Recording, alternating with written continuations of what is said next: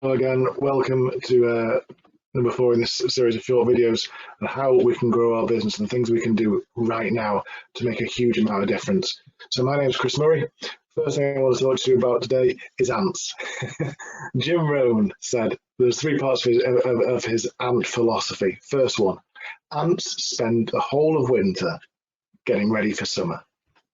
Second part of his ant philosophy, ants spend the whole of summer getting ready for winter. I'm just going to stick with those 2 parts of his 3-part ant philosophy for now.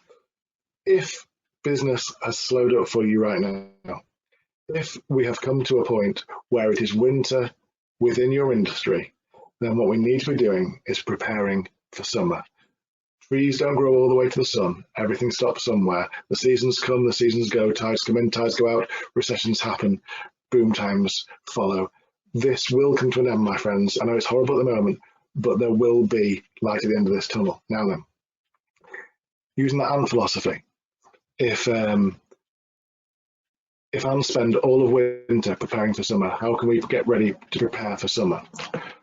Well, I'd like you to think about your prospecting and business development plan for when we can all come out of this, but I'd like you to think of it like a child's board game. Trouble with most prospecting plans for most salespeople, and I said in the last video that lots of salespeople spend all the right amount of time, but just in all the wrong places. That we are also preconditioned to sort of like go and chase shiny things quite a lot. So when I was in my younger days as a sales bot, I would quite happily just go and chase whatever big opportunity showed its head up like whack-a-mole. I'd just be on it, and I could leave lots of opportunities behind that would have been great for me, but shiny things just caught my eye in my 20s, and I could have been so much more successful if I'd actually focused on getting jobs finished.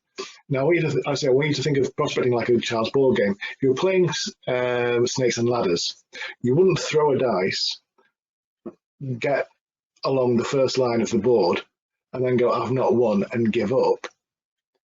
You'd keep throwing the dice. The finish square, the end square, is always in sight. You know where you're trying to get to. Maybe somebody will beat you there every now and again, but the idea of the game is that you try your very best to get to the end square. You don't throw the dice once and then give up.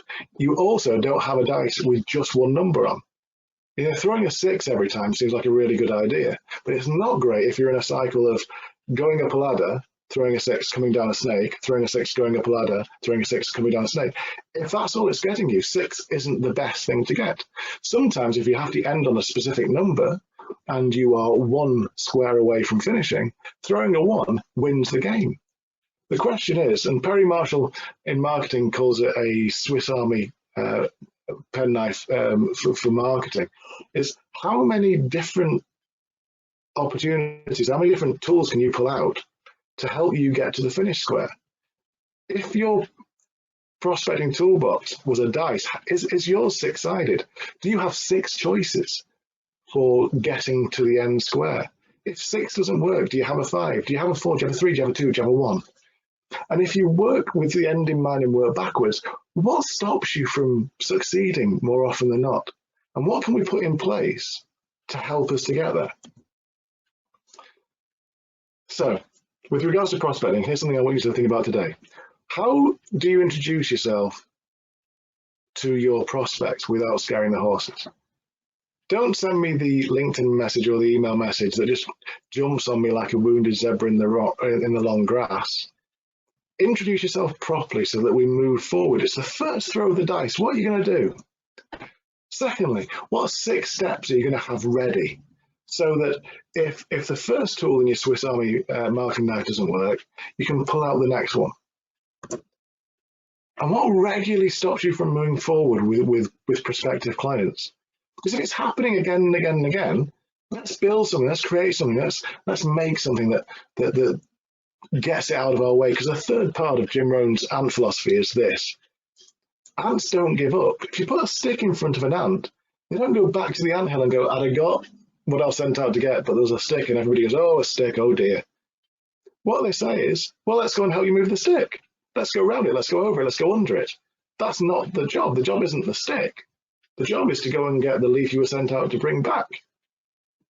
So what's stopping you from moving forward? And what should we put in place to make sure that we can overcome it more often than not?